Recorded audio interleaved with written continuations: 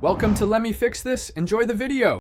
You start by opening the iPhone calculator and entering the base number you want to find a percentage of. This is the value that will be scaled. Once entered, make sure the digits and decimal are correct. Errors here propagate.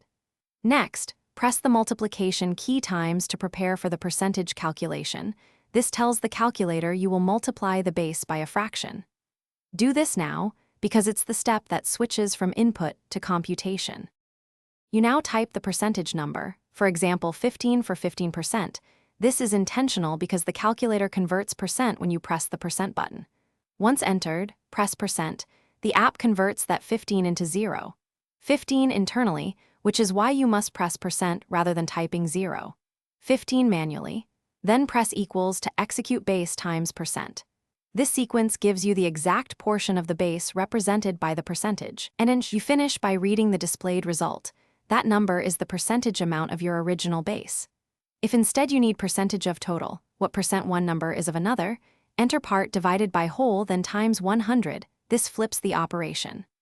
Once done, double-check by repeating quickly. If the outcome seems off, press C to clear, verify each digit, and repeat the exact sequence.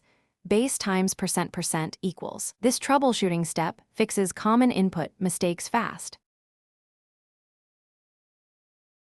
Thanks for watching. If you found this helpful, don't forget to like and subscribe.